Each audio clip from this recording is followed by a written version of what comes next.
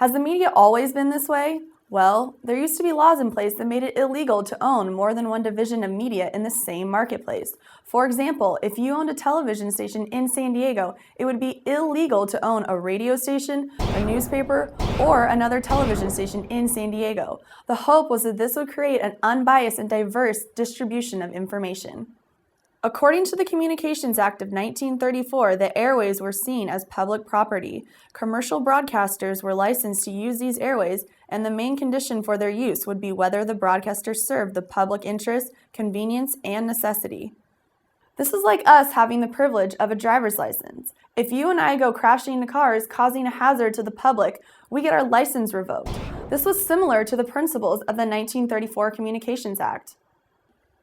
Then, in the 1980s, during the Reagan administration, Mark Fowler was appointed new FCC chairman, and he had a few different ideas on the role of media.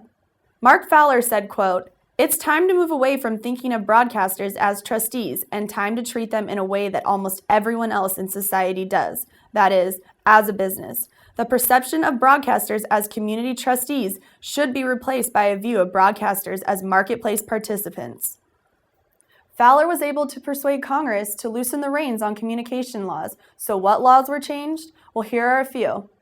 Guidelines for minimal amounts of non-entertainment programming were abolished. FCC guidelines on how much advertising could be carried per hour were eliminated. And most importantly, the Fairness Doctrine was eliminated, which required that media made every reasonable attempt to cover contrasting points of view.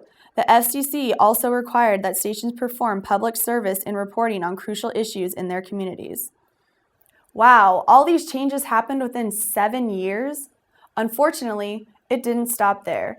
When Bill Clinton signed the Telecommunications Act of 1996, all original principles the FCC had put in place with the Communications Act of 1934 became null and void. This new act allowed for corporate consolidation of our media. So what is corporate consolidation? Well, that's what we have now, 6 corporations that own almost all media outlets.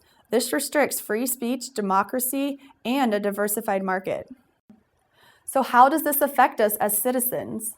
Well, like we said before, the original job of media was to act as our watchdog and act as our liaison. The media's accomplishments were measured by the performance on the basis of public interest and public welfare rather than profit.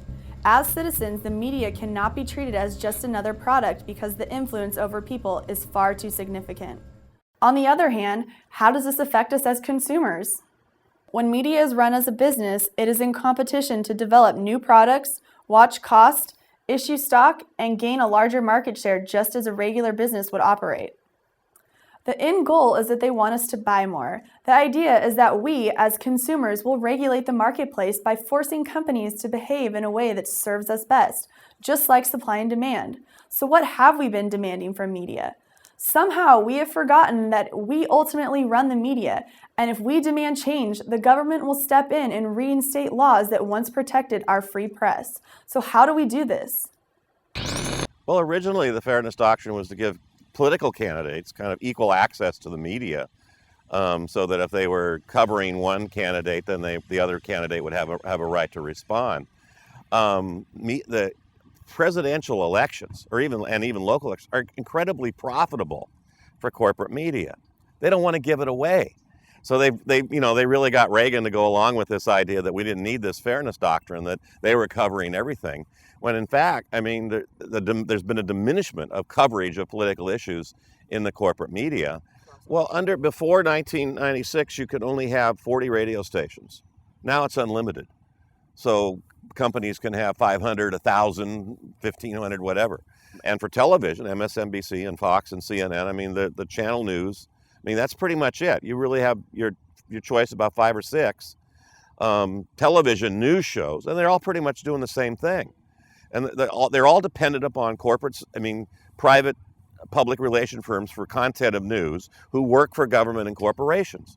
It is all blatant propaganda. It's all packaged by PR firms.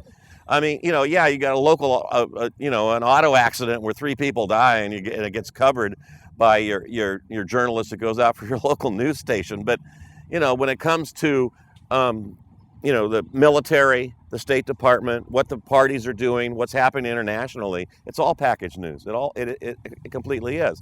And I think people are realizing more and more that that's true.